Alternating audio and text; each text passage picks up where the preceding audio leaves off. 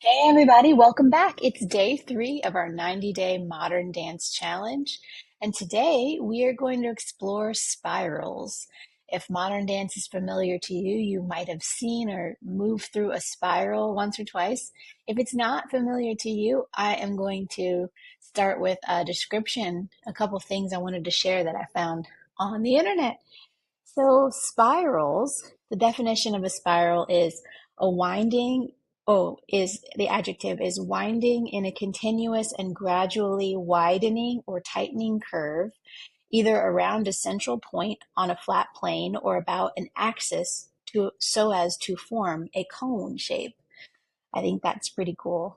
I've talked a little bit about modern dance and not so much the time frame and the people, but the history and the feeling and the experience of it, or what I imagine to be the experience of it. Spirals are something that I love because it's an example of how many modern dance forms come from nature.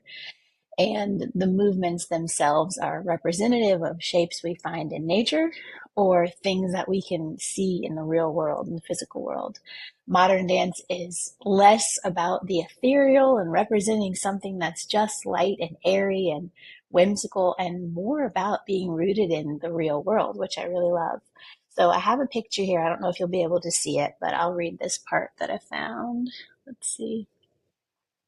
Spirals in nature, that's an example of a spiral in nature. Spirals are a common pattern in nature found in everything from galaxies to seashells. Over 90% of plant spirals are Fibonacci spirals, which follow the mathematical sequence named after Leonardo Fibonacci. I think it's pretty cool. And then spirals, I read, I don't know how factual this is, but in nature they symbolize the path of life. And I love that because my life, at least, really is a winding path right now. So we're going to start on the ground. Yesterday we did use of plie, moving our bodies in and out of the floor. Today we're actually going to come down to the floor and we'll start with our spirals there. I like to begin on the ground. Um, You'll see movements that start on the ground in techniques like Graham and other modern dance techniques. I like to start on the ground sometimes to feel the connection to the floor and to feel how I'm able to extend and expand out of the floor up toward the ceiling, through the ceiling, up to the stars, or up to the sun. So we're just going to start with our hands placed on our knees. And I want you to feel your spiral start from the top of your head. So we're going to slightly turn our head one direction and feel how the rest of your body responds and moves. And then our hip brings us back, our torso and shoulders return, and our head returns. It's kind of that sensation I've heard teachers say of wringing out a towel. We feel ourselves spiraling and our body responds. Let's do the same thing going the other way. We'll start with the top of the head, spiral to the left,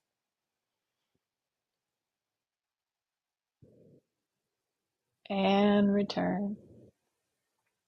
In techniques like Graham, there's movements where we are changing from our hips or changing from our contraction of our upper or lower body. Today, we're just starting with the top of the head and twisting. Let's do it again. We'll go to the right side, spiral. Let's let the eyes lead too. Even my eyes get to go, tracking with the rest of my head, but they get to go too. And return. And again, and return. Can we do the same thing with our arms? This time we'll bring them out to the side and we'll wrap to feel that sensation even more.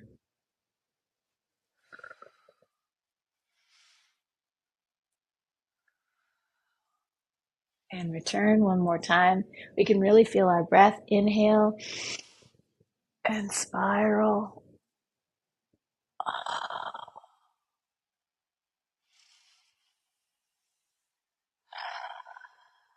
Cool. So that's just one example seated on the floor, starting with the spiral. Let's go ahead and stand now and do the same thing. We can feel our feet attached to the floor and just see how that changes. So now you might feel the top of your head leading, your shoulders going, your torso going, your hips going, and even a slight twist in our knees. Our body just responds naturally. If we want to keep those feet tracking over our toes in parallel, then we're really going to press down into the floor to keep the lower body facing the front. Bring our arms down by our sides and just begin the top of your head spiral.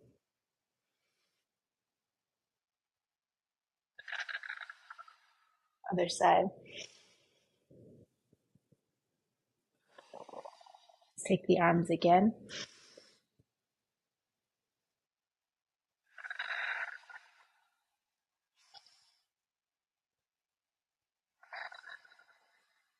Awesome.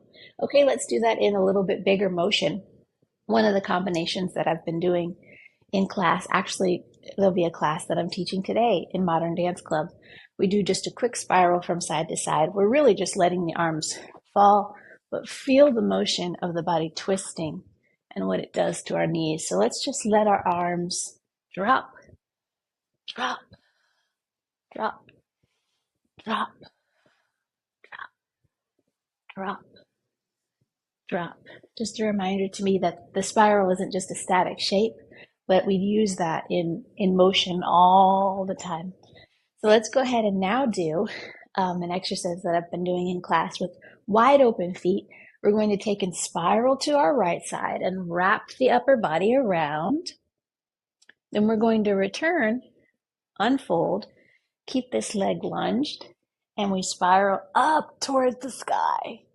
Our arms are in a V shape and we're twisting, trying to keep both feet parallel in line with each other. Let's do that again, slow. Wrap and spiral.